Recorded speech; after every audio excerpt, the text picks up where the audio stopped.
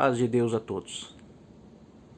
Nesse estudo nós vamos falar do mundo dos mortos. Primeira coisa para entendermos o mundo dos mortos é entendermos de que nós somos feitos, né? Muitas pessoas acham que nós somos corpo, alma e espírito, que nós somos divididos em três. Eu vou fazer uma breve análise aqui de textos bíblicos que falam a respeito do corpo, alma e espírito. E vou mostrar para os irmãos que nós somos apenas corpo e espírito, tá? Nós somos divididos em dois, corpo e espírito. Só existe um texto na Bíblia que fala corpo, alma e espírito, tá? Colocando os três juntos, e é desse texto que é tirado, né, que é interpretado que nós somos corpo, alma e espírito.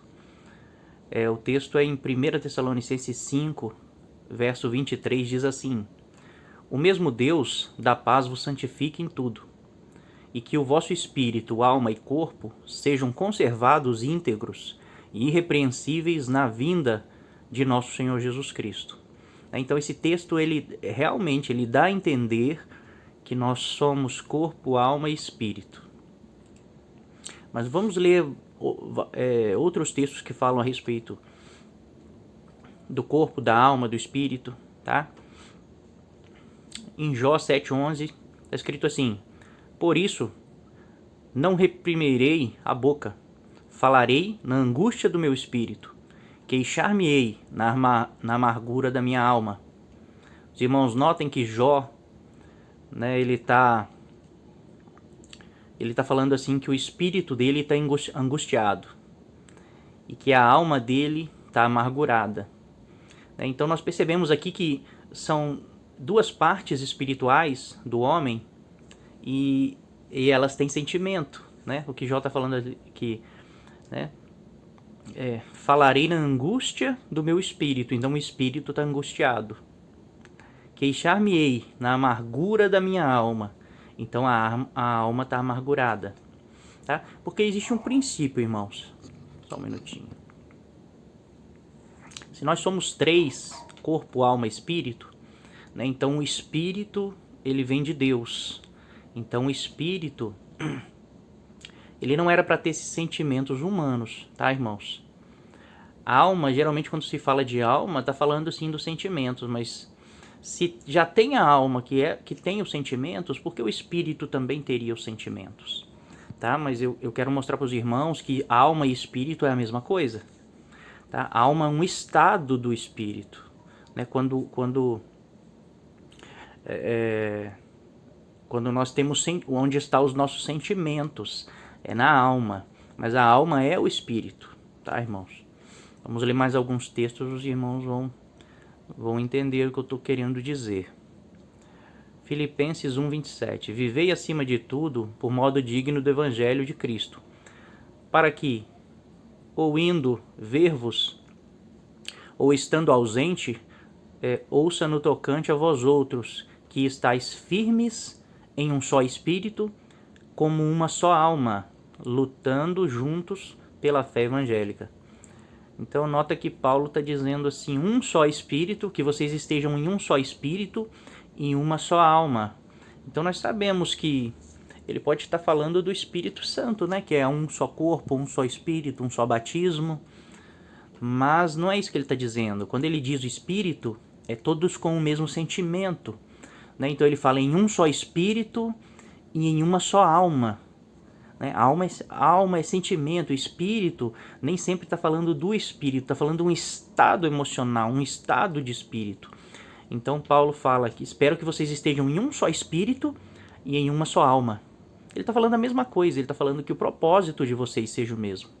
Eu espero que vocês estejam unidos em comunhão, é isso que Paulo está falando.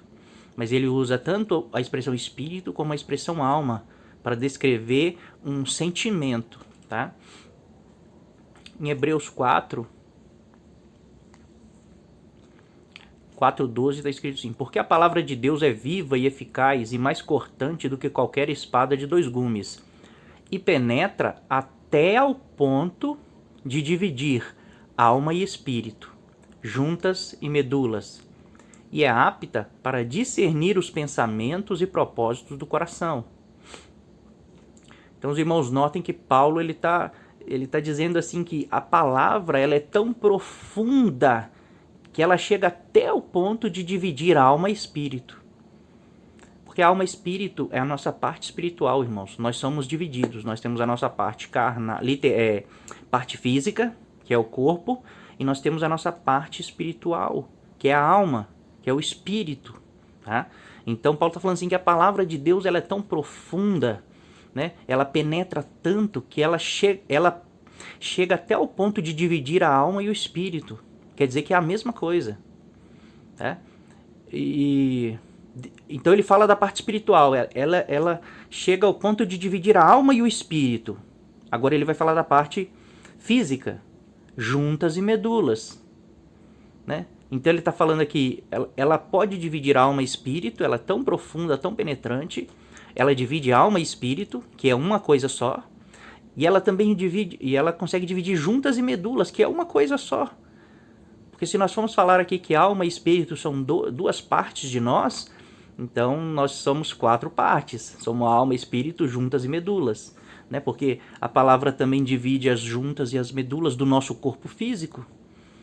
Então nós temos um corpo espiritual, que é a alma e o espírito, né? E nós temos um corpo físico, né? Que é a carne.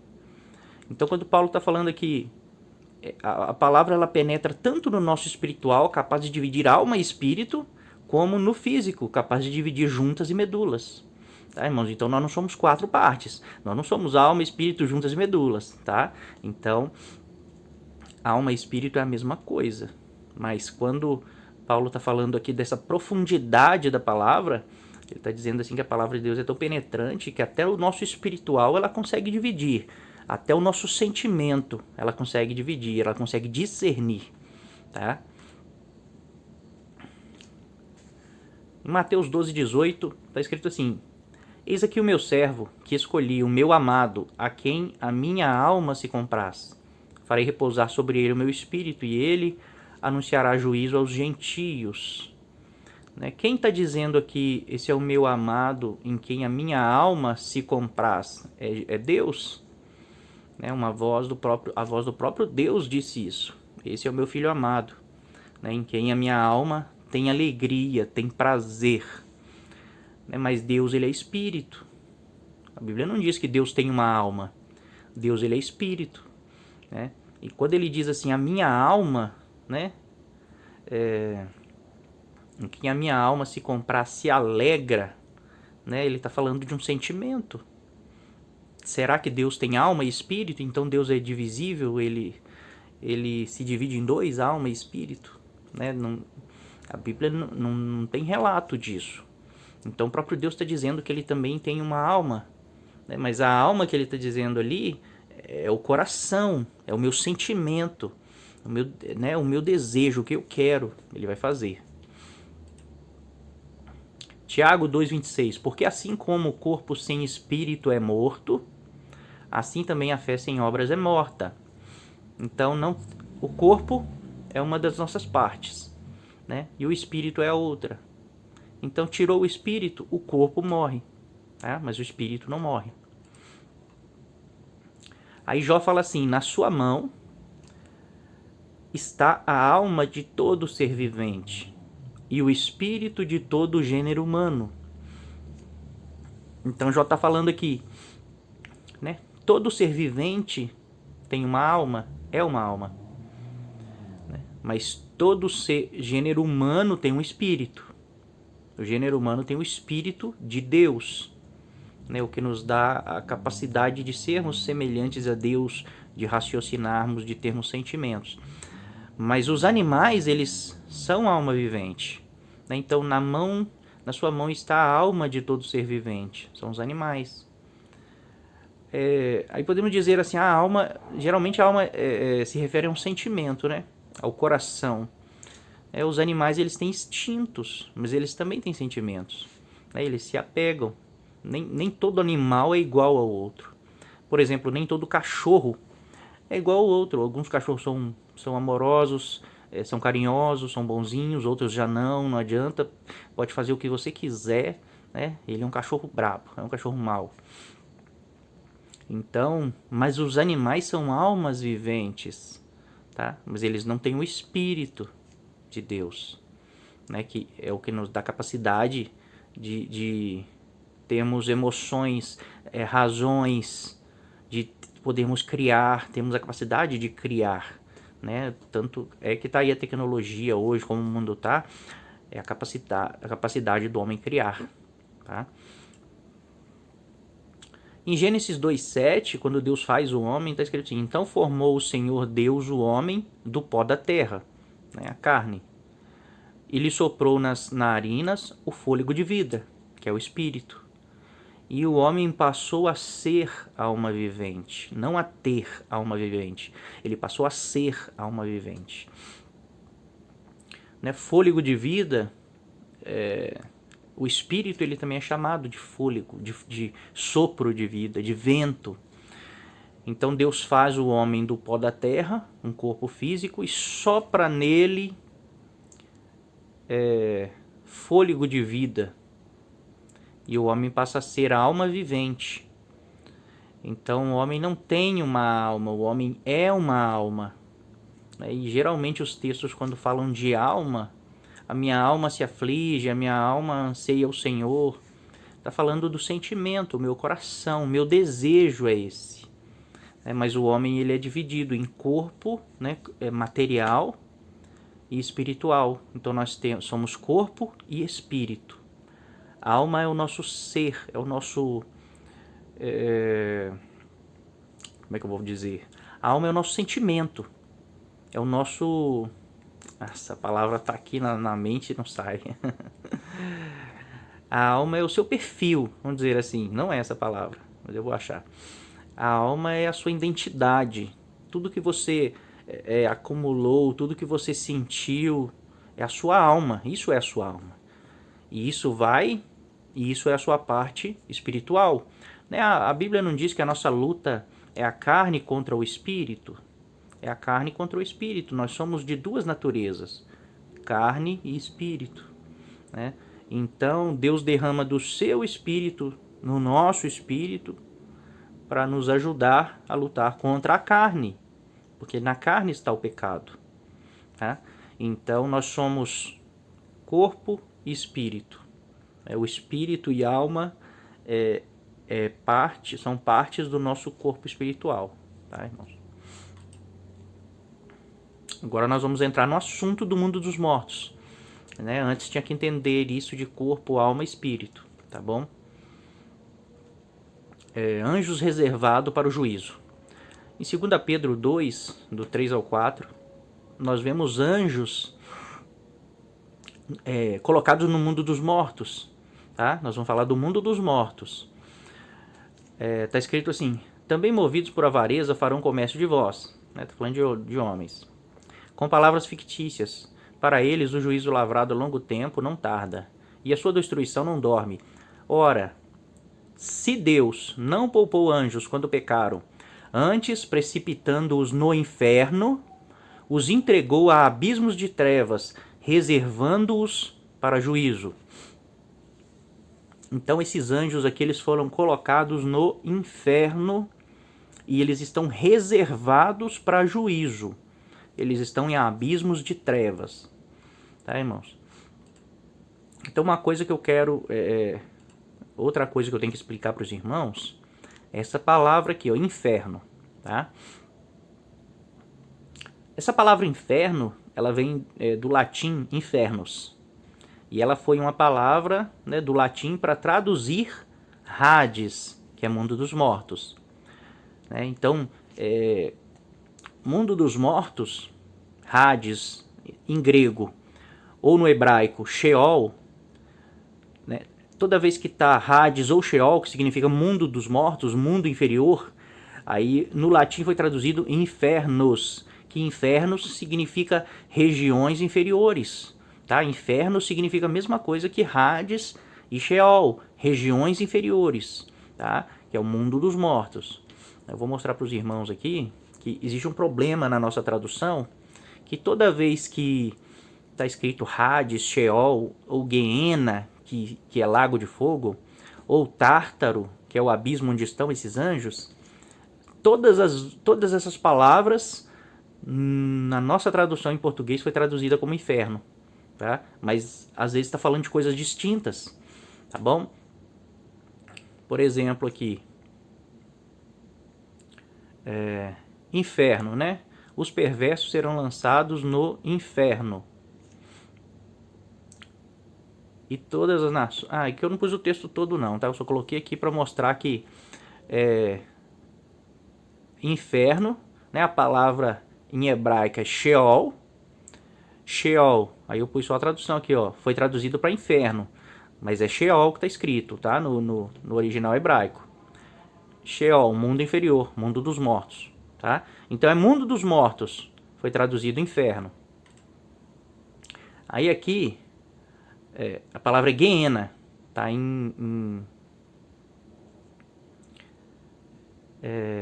Isso é Novo Testamento, tá? Lá era em hebraico, Antigo Testamento. Agora é em grego no Novo Testamento, ó. Geena. Mas foi traduzido para inferno, tá? Geena, eles traduziram para inferno. E o que significa Geena? Geena de fogo, né? Inferno, isto é, lugar de punição futura. Lugar de punição futura. Aí tem outras explicações, mas Geena significa o lago de fogo. Geena de fogo, lago de fogo, tá? E é o lugar de punição futura. É o lago de fogo, onde todos os ímpios, Satanás, a besta, o falso profeta vão ser jogados lá. Não tem ninguém lá ainda. O Geena, o lago de fogo, foi construído por Satanás e seus anjos, tá? Mas tudo vai ser jogado lá, até a morte no fim. Mas na Bíblia, quando está escrito Geena no original, aí os tradutores traduziram para inferno também, tá? Quero só mostrar isso para os irmãos. Aqui, ó, Hades, né? Hades, ó. Olha como é que tá, ó, o que está traduzido na nossa Bíblia. Isso aqui é no grego também, é Novo Testamento. Inferno, Hades, né? No grego está dizendo Hades, traduziu inferno. Quando estava escrito Geena, que é lago de fogo, traduziu inferno também. E o que é Hades? Tem um deus chamado Hades. Aqui, ó, um mundo inferior, o reino da morte. Então, Hades é o mundo dos mortos, tá? É as regiões inferiores, que estão abaixo da terra. É outra dimensão, né? Mas a Bíblia diz que fica abaixo. Então, a gente acha que é abaixo da terra. Mas é outra dimensão, tá, irmãos? Então, o que é Hades? É o mundo dos mortos, né? E está traduzido por inferno. Então, aqui, deixa eu voltar lá no primeiro. O que é Sheol? Mundo inferior dos mortos. Traduziu para inferno. Porque no latim traduziram para infernos, que significa regiões inferiores. Então inferno significa regiões inferiores, né? Mas nós assimilamos inferno como lugar de punição, né? Mas Sheol é mundo dos mortos, traduziu para inferno. Geena é o lago de fogo. É o lago de fogo, no futuro. Ninguém está no lago de fogo ainda, né? Vai inaugurar com a besta e o falso profeta. Traduziu para inferno. Hades, que é mundo inferior, mundo dos mortos, reino da morte, foi traduzido também para inferno. E Tártaro, o abismo mais profundo do inferno, que é Hades, né? Do Hades. Traduziram também para inferno, aqui, ó, inferno.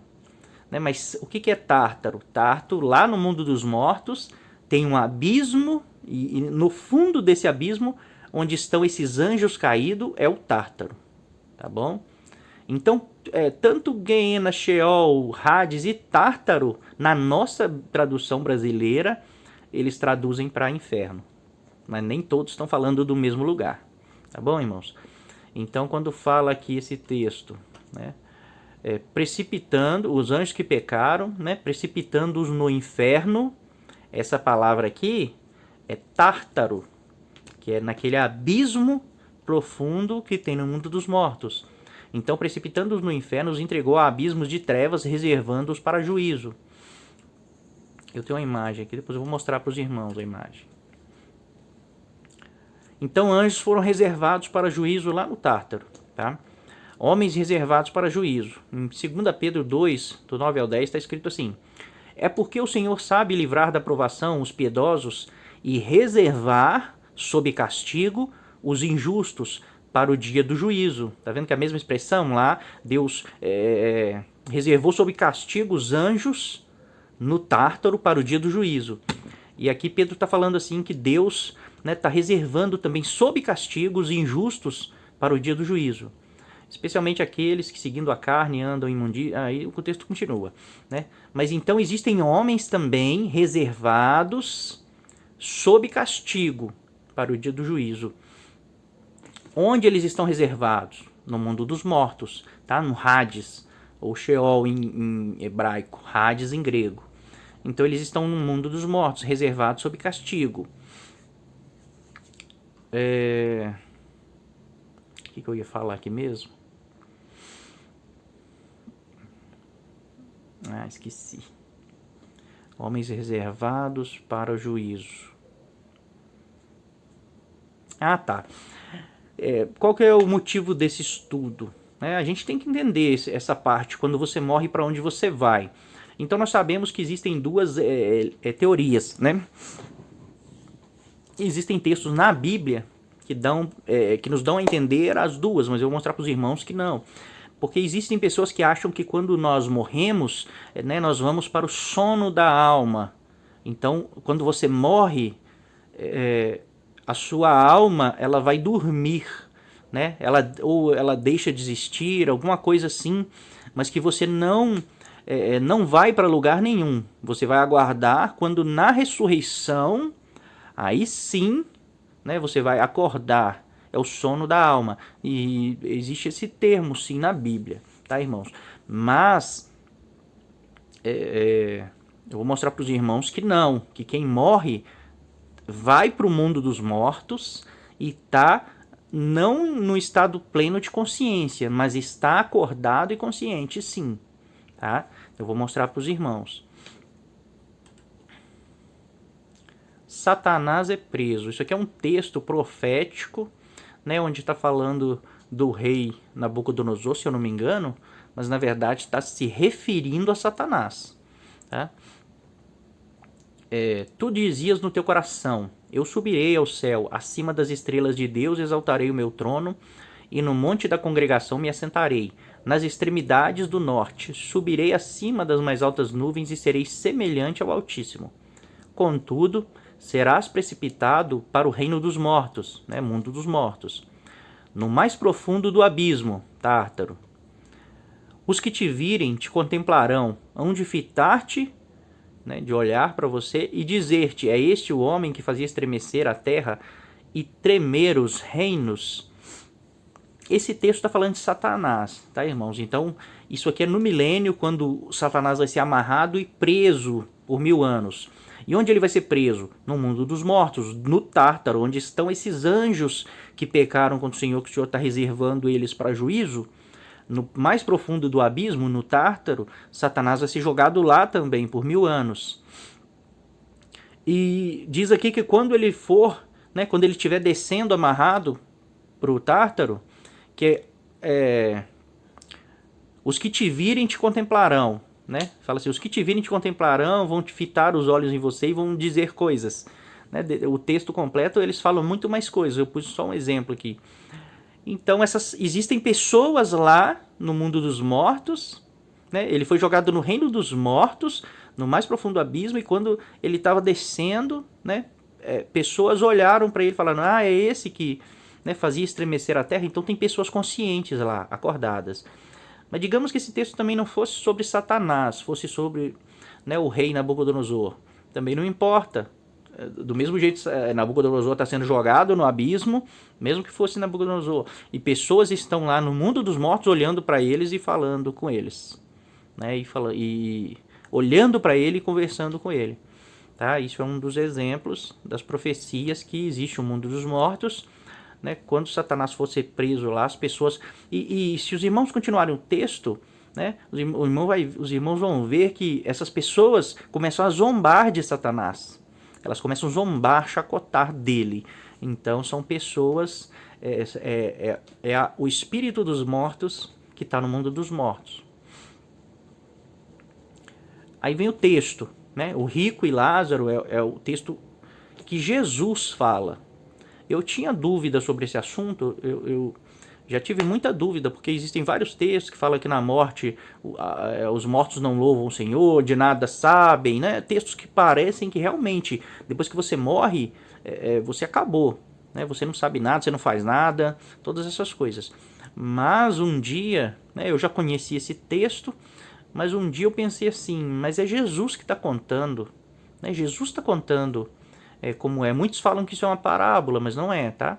Uma parábola é quando Jesus pegava algo que acontece, né, do mundo real e dizia que era semelhante a algo que vai ser no reino. Então ele diz, o reino do céu é semelhante a isso, o reino do céu é semelhante àquilo. Então Jesus, as parábolas é isso, é comparar algo real, físico, com algo real, espiritual, né, que já aconteceu ou que vai acontecer no reino dos céus. Então eu percebi que isso não é uma parábola, Jesus está contando uma história. E por que ele está contando uma história? Porque Jesus diz, né, que Abraão falou isso, Abraão fez isso, Abraão falou aquilo, né, e Jesus ele não mente.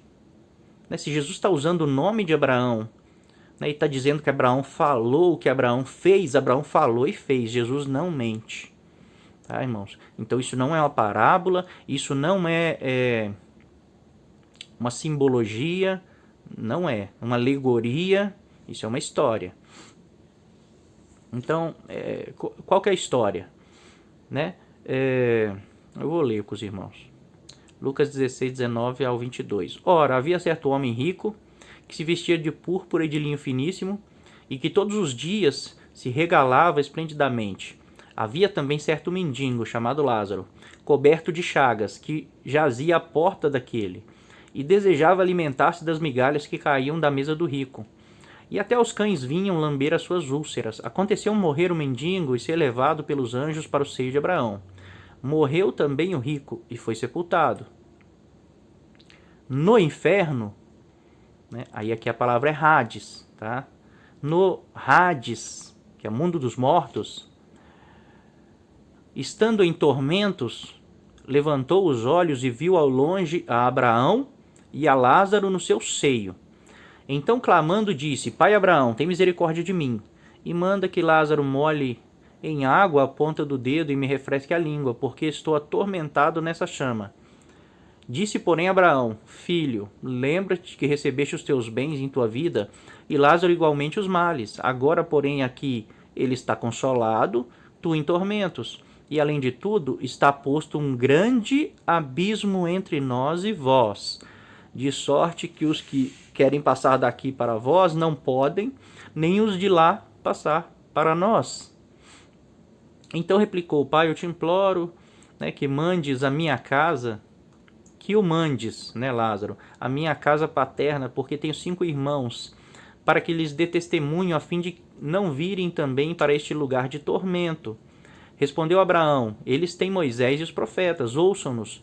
Mas ele insistiu, não, pai Abraão, se alguém dentre os mortos for ter com eles, arrepender-se-ão. Abraão, porém, lhe respondeu, se não ouvem Moisés e os profetas, tampouco se deixarão persuadir, ainda que ressuscite alguém dos mortos. Então, irmãos, isso aqui é o mundo dos mortos, tá? Essa é a imagem. Então, no mundo dos mortos, no Hades, existe um lugar chamado Seio de Abraão, que é o paraíso, tá? E é um lugar de paz, é um lugar de alegria. E existe um lugar de tormento, onde os espíritos ali são atormentados. E no meio desse lugar, existe um abismo. Dividindo esses dois lugares, tem um abismo enorme. E dentro desse abismo é o Tártaro, é aqui dentro que estão os anjos reservados em prisão. né? Eles estão reservados em prisão, em trevas, para o dia do juízo. Aqui, nessa parte de tormento, estão reservados os ímpios sob castigo. Por isso que eles são atormentados, eles já estão sob castigo, tá? Guardados para o juízo. Não tem como ninguém estar sob castigo se ele estiver dormindo. Tá? Então ele não está guardado para o castigo futuro, não. Eles estão guardados sob castigo. Eles já estão sendo castigados. Tá bom, irmãos? Então essa é a imagem, tá? Então quando diz aqui, ó, no Hades, né, no mundo dos mortos,